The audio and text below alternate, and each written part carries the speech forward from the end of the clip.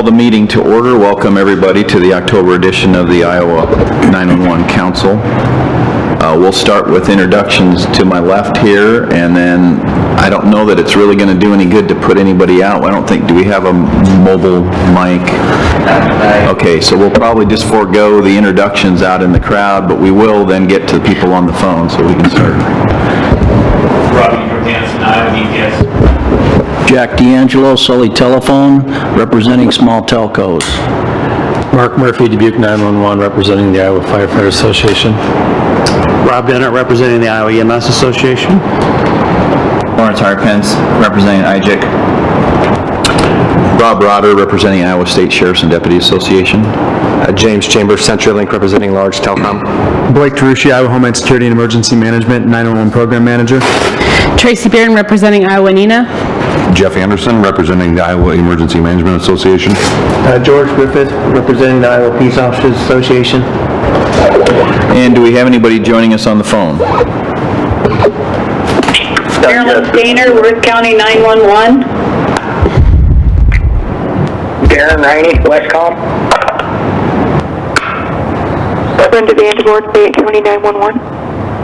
Paige Maysville, Iowa 911. Cheryl Leckloff, Mahaska County.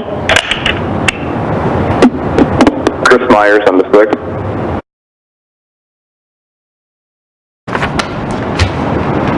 Burnett Comtech. Okay, thank you and welcome. Could I get a motion to approve today's agenda? So moved. Oh wait, we need to, actually, I apologize, we need to add one request. It's from Marshall County. The 911 coordinator is requesting approval for training funds. So we'd like to add that to the agenda. Blake did email that out to council members. Okay. With that addition, any other discussion? Do I have a second? Second. Okay, any discussion? All those in favor? Aye. Against? The motion carries. And then likewise for our last meeting minutes. So moved. Okay. Do I have a second? Second. Okay, any discussion? All those in favor? Aye. Against? Motion carries. Blake.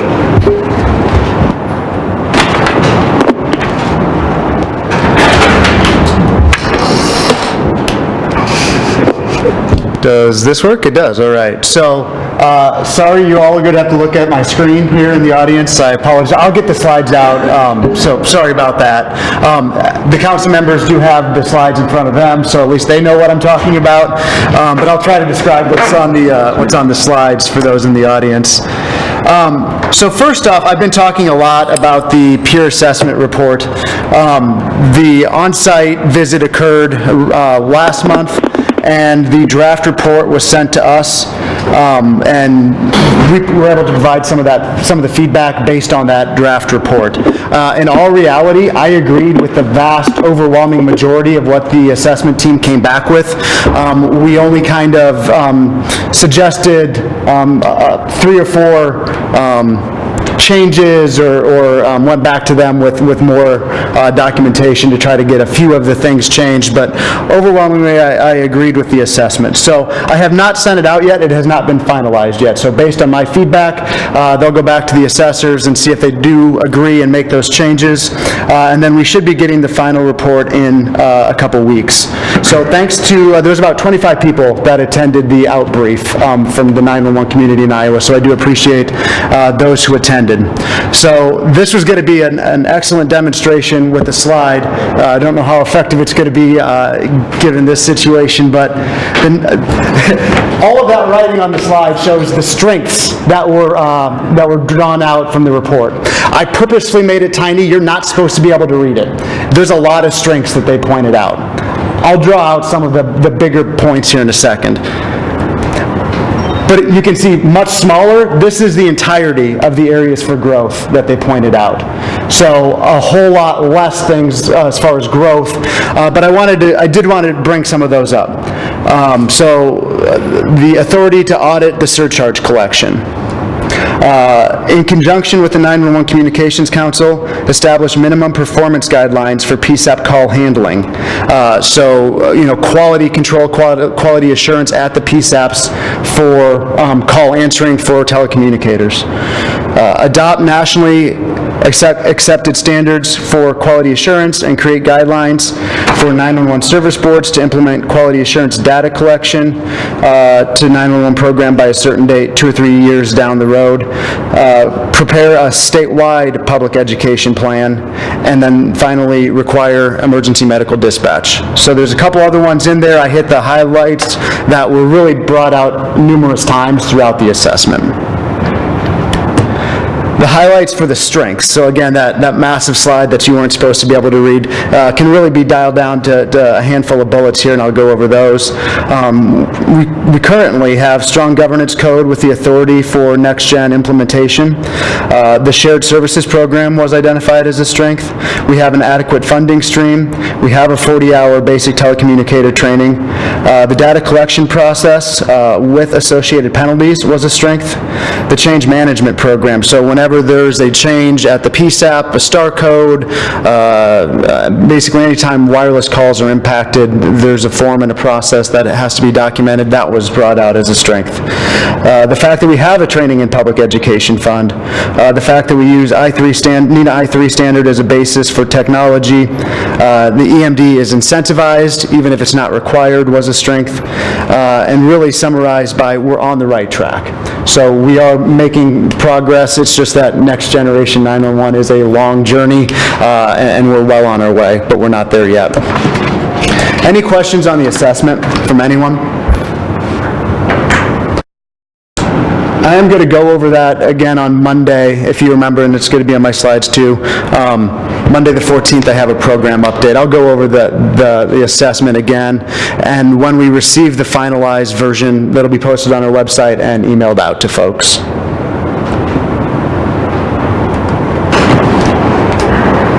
So moving right into that, October 14th, so Monday, I know it's Columbus Day, from 1:30 to 4 at the Holiday Inn off of Merle Hay Road. This is the same place as Iowa APCO NENA, which is the Tuesday and Wednesday of next week. Registration is still open, and life hack, if you don't register, you can still show up. It's not a big deal, just walk on in. We'll add your name to the sign-in sheet. So no big deal if you don't get registered, but it's good to know how many people are planning to be there. Finally then, on this slide, we've been talking about the wireline migration for a while. You should have all received an email last month from Comtech, kind of talking about the next steps and stuff that's going on behind the scenes. They are planning to reach out to all of the wireline carriers as well as the PSAPs the week of October 21st. So they'll start doing some of that information about what the process is going to be like, what you can expect, what you need to know. 2020 GIS information sent this out last week. We did have 5 more counties meet the benchmarks, and that totaled $36,000. So far for fiscal year 20, 32 counties have met the benchmarks, and that's $204,000. And as a reminder, you still have, mostly 3 months to meet the benchmarks for the first 6-month period. The Travel Public Education and Training Fund, you can see the numbers there. We did have one course canceled because there wasn't enough interested participation. So that money goes back into what we have to approve. So we have 3 applications, Delaware counties, a victim's plea training. That's from the Denise Amber Lee Foundation. Buena Vista County requested an active shooter training through PowerPhone, and Marshall County requested funds for a public education initiative.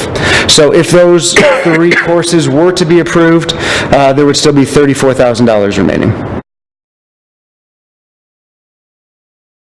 I'm going to cover the Zetron update. Cody has not much of a voice, so just going to roll into what the shared services update is. Fayette County went live last week or 2 weeks ago. We turned up the circuits for Cedar Rapids and Storm Lake DPS, so those will be coming online here in the next week or two. And then Henry County is deploying in November. You can see, well, those of you that can see it, sorry about that, kind of the upcoming schedule. There's a number of counties that are still on the list to get turned up: Marion and Pella PD, Shelby County, Iowa County, Maquoketa and Shelby, I said Shelby, so those, and Humboldt, there you go, Humboldt.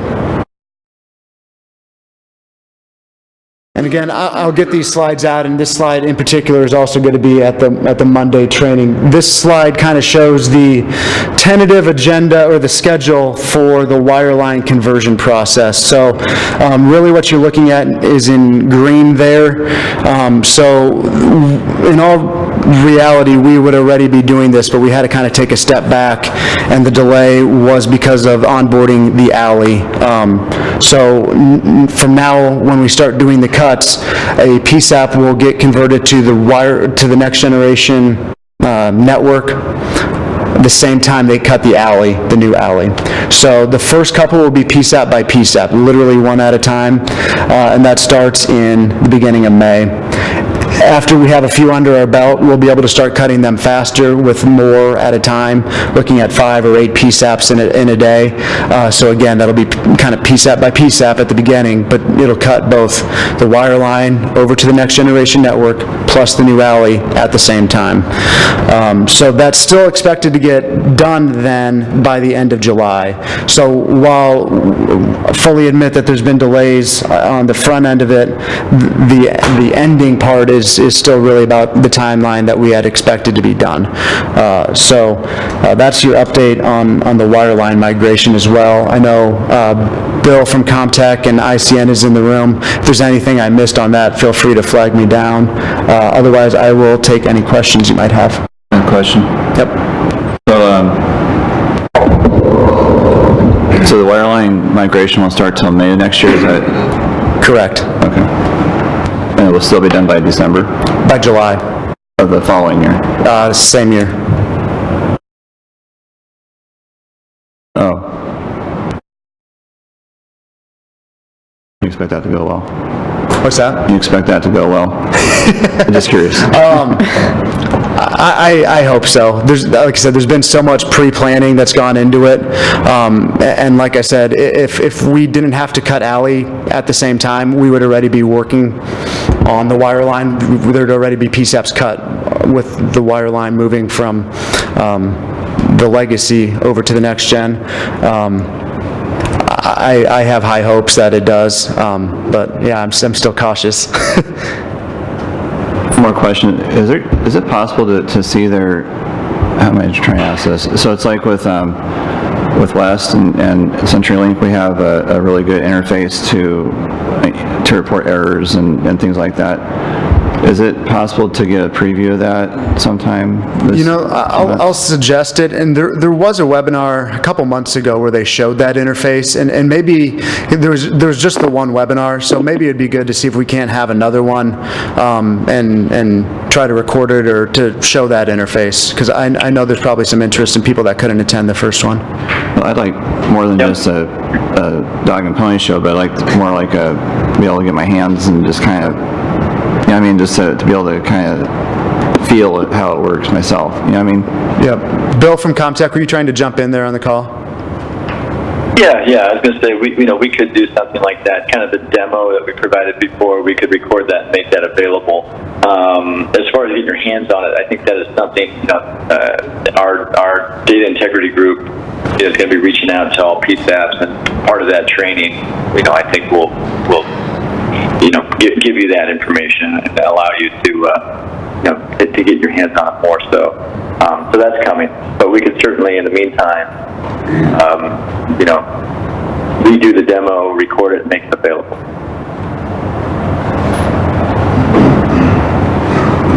Any other questions from anyone? Thank you. Thank you, Blake. Okay, moving on to the training funds request. Start with Delaware County. Is there anyone here on the phone from Delaware County that wishes to speak about their training?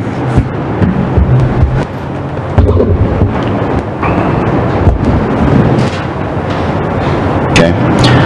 How about Buena Vista County?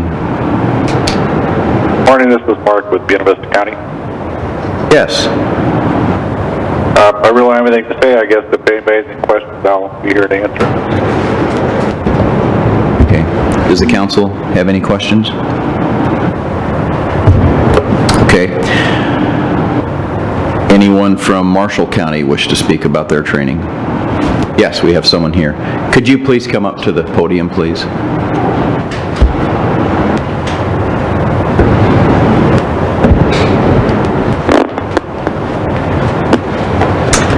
First, I apologize for being a few minutes tardy. I got stuck by the train. That's a little bit of I feel sorry for anyone working in Des Moines. That's a tough one. Okay, so for the 911 education training, obviously we all know that Paramount 911 education gets out there. We're still not that old of a profession. There's still a lot of misnomers out there. This education program is going to be anywhere from K all the way through adult. So we're focusing on school. It's going to be in the elementary, middle school, high schools. We're going to be working on adult education as well. It's also going to encompass a 911 Hero Award, so it's going to encompass a little bit of everything. Also, many learners are kinesthetic, so they learn by touching, feeling. We're going to order like the mood pencils, things to get out to the kids so that they can take it home, play with it, understand it. It's going to include a program to include the mascot. You've got different programs out there. There's the Ready Fox program, Cell Phone Sally. So that's what all of that money encompasses, but it's an all-inclusive plan that not only can be used for our community, but can also be provided out to communities around us, because we do need 911 education. We need a lot of it, because there's still a lot of people that don't really understand it, don't understand the basics behind it, and we need that support from our communities. Okay. Any questions that I can answer? I do have a few. Yes. Are there any costs being covered by Marshall County itself, or is it so dependent on this board? No, much of it is dependent on the board. There's still going to be costs covered by Marshall County. Do you want a breakdown of those, or? I was going to ask for a breakdown of the stickers, classroom kits, recommended deploying the mascot costume, as well as the simulator itself. Okay, the simulator is about $5,000. The costume, you've got Ready Fox, which runs about $7,000. Cell Phone Sally is roughly the same. And then the rest of it is going to be just products. So mood pencils, you're looking for, if you want enough to at least cover the county plus some surrounding counties, between pencils, stickers, coloring books, things that, the kids can take home, share with their parents, get the education out there. And then some pamphlets that we're putting together for adults, because we also want to do monthly 911 education classes for adults. That's going to be upwards of about $3,000 to $4,000. Okay, the mascot costume you said costs $7,000? It's $7,000 if you go with one of their programs. So there's established programs for Ready Fox, Cell Phone Sally, and then there's a couple of others out there. Those are the two really big ones. But the Ready Fox, I believe, is $7,000, and I checked about a month ago. Okay, and the use of the simulator, will this be limited to public outreach only, or will this be used in the communication center itself for training? Public outreach. The system that's set up, it's basically a system that you can use for another room. So, and it's dialed into an actual cell phone. So obviously everyone has cell phones these days. A lot of kids, I actually went to school and they were fascinated by a general phone. They didn't understand phones used to come corded. It's pretty interesting because not many people have actual landlines anymore. So it's set by a cell phone. You can take the system into another room and it gives them the simulation of being able to call in. So we're going to use it at community events, fairs, any kind of organization, that any public gathering for kids. So Rhonda, if a county that's not surrounding you would like to use those materials or the costume, could they just reach out to you and Absolutely. have a check-in and check-out process? Yeah, anyone in the state of Iowa.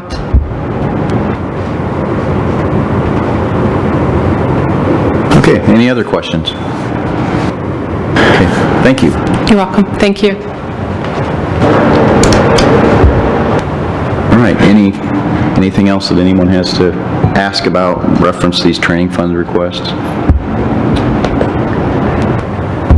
Do I have a motion then to approve the 3 requests?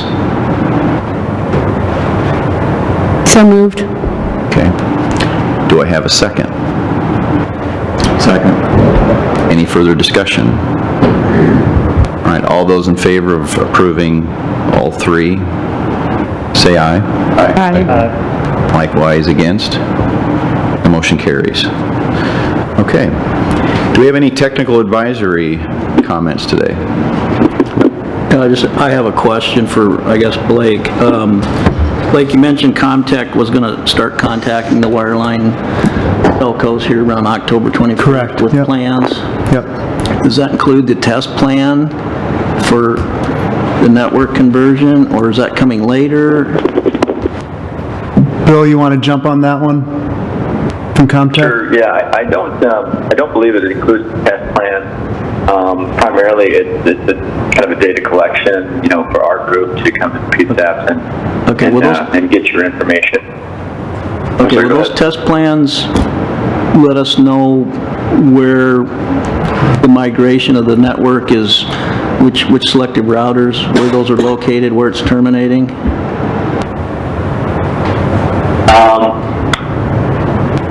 Bear with me, I'm taking notes actually. Well, I don't, I guess I don't know to that detail of the test plan, if it's going to give you that information, but you're essentially looking for kind of a network diagram, so to speak, just so you can see equipment in your environment, is that right? Yeah, that'd be correct. Bill. Okay. All right, let me look into that. And who's speaking? This is Jack D'Angelo with Sully Telephone. All right, thank you. Okay. And Bill, this is Mike from ICN. I can answer some of that from an ICN perspective on things. So yes, there will be network drawings available. Just so you kind of know and understand what's happening, really there's going to be no physical change when it comes to circuits. You're still actually going to hand off to your CenturyLink trunks as of right now, because CenturyLink's the partner. You're going to go to the exact same selective routers you're at right now. At CenturyLink selective routers towards that. It's from the selective routers of CenturyLink where they will actually route calls between ICN, multiple points of interconnect from there. Okay. So, like I said, I don't anticipate there to be much change from your guys' perspective side of things, other than the fact that when we talk about any of the SS7 testing, things like that. So, but we can definitely have, we do have drawings available. We'll work with Comtech to get those out to you guys and have them be that conduit. So, any other questions? Thank you. Thanks.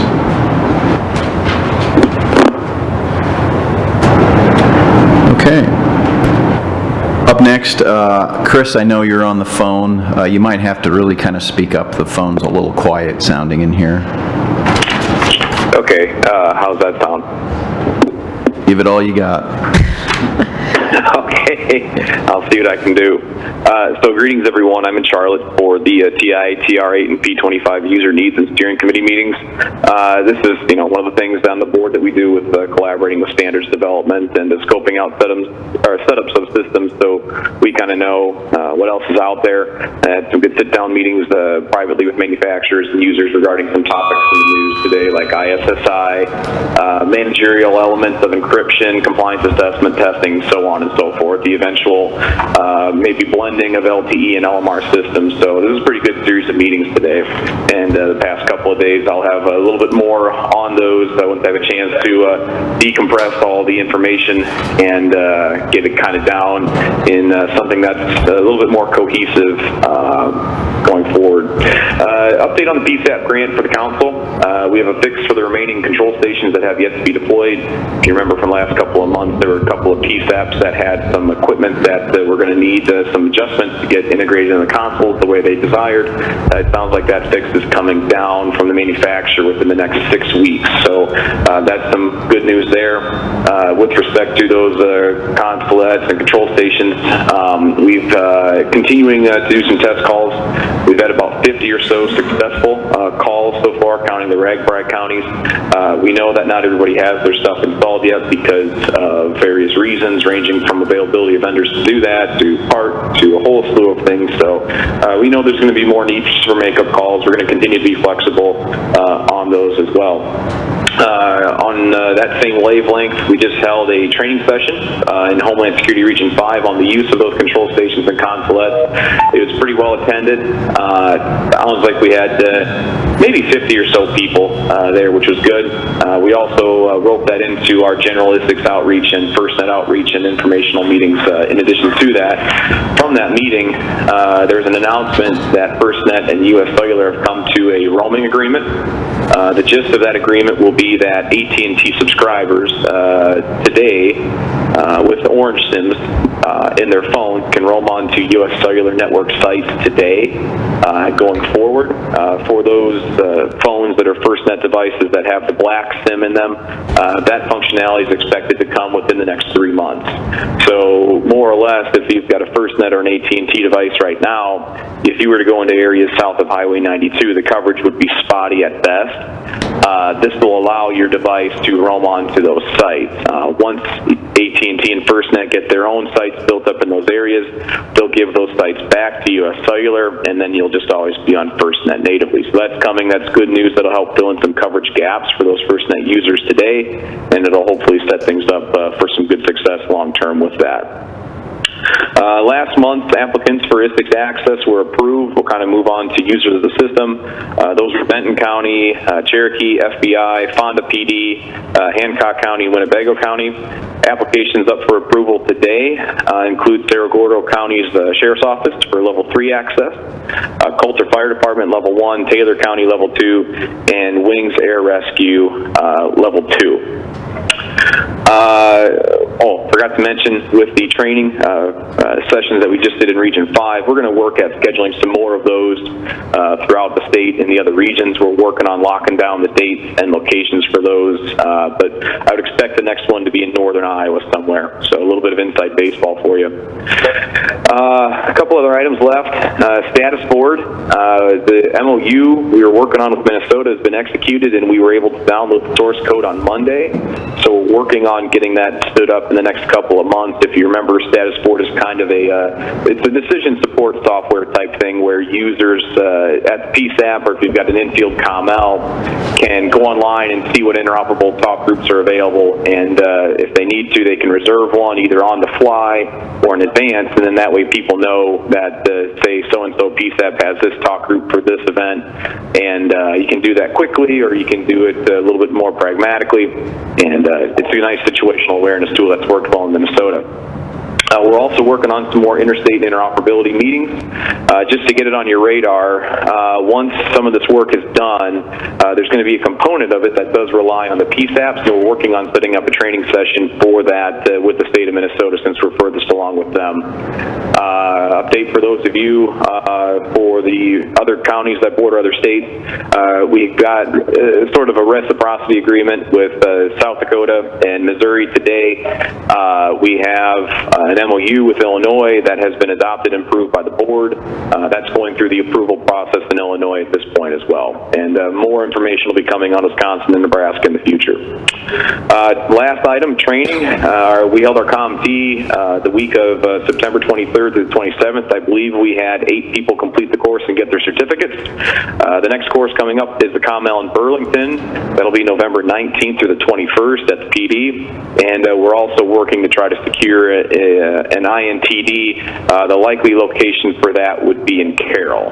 So with that, I'll go ahead and take any questions, Mr. Chair. Any questions? Okay, it appears we don't have any questions. Thank you very much, Chris. All right, thank you, everybody. All right, up next, Jim Lundstedt.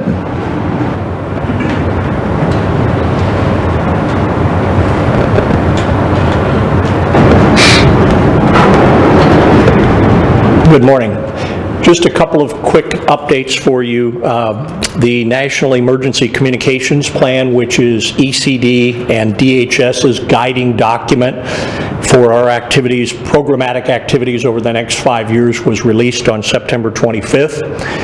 In the document, we are increasing focus on 6 key areas, including NextGen 911, LMR to LTE integration, understanding the impact of the Internet of Things on public safety communications and awareness, shared infrastructure, and we're particularly looking at how do we increase sharing of communications facilities, perhaps not as big an impact in Iowa, but between federal, state, territorial, and tribal agencies. There's a lot of overlap, and in particular in some areas of the U.S., federal sites that are critical to improving state or territory communications that have not been accessible in the past. So we're taking a bite of trying to improve that capability and cooperation.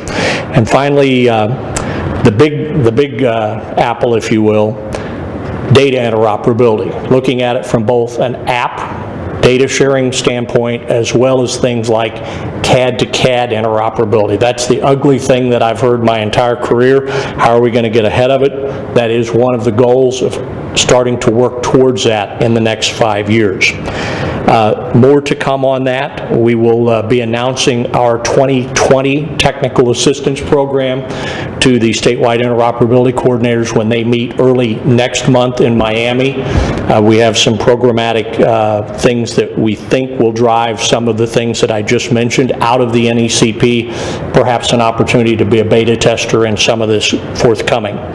Finally, I'd be remiss if I didn't mention it's Cybersecurity Awareness Month. We're making a considerable effort to promote understanding of some of the key drivers of what is cybersecurity. We have a lot of resources. If you search DHS and Stop, Think, Connect, we have a real nice portfolio of things. 3 key things I would mention. Strong passwords that are frequently changed so that you don't become reliant on a single password used across multiple systems. We're all guilty of it, but we have to get away from shared passwords and relying on a single strong password across multiple platforms. And finally, today's favorite, multi-factor authentication, either using a text back or an email back to authenticate that you are in fact the user of a system. Any questions for me? Okay, thank you, Jim. Okay, up next, our 34A Administrative Code Committee update. We are going to meet on Tuesday after the Iowa NENA meeting at 5 p.m. and we're going to start talking about best practices so we can be more uniform across the state on issues, and so we want to provide guidance to all the PSAPs, and so that we look uniform and go with the best foot forward. So, and then Blake, was there any feedback on the amendment that we recommended from your office? Sorry, wrong button. If I remember right, the council was going to actually send a formal email or letter or something. If you could just get that, we'll respond to that. Okay. And then just while I'm rolling here, if I know the 34A committee has kind of started to focus on the best practices, and I think that's a good idea too. I think once the peer assessment gets finalized, I think if you can comb through that and see if there's any additional things that you want to tackle from that. There was a number of items that I think were called out that the council could take on or push to try to improve. Some things best practice, some things, totally in the 34A wheelhouse. So I think that would be a good next step. Perfect, thank you.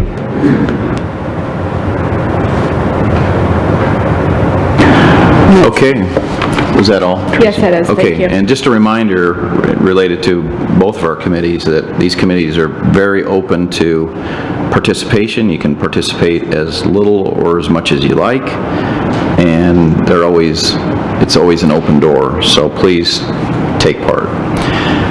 As far as our baseline knowledge for 911 Communications Committee update, I heard from Robbie.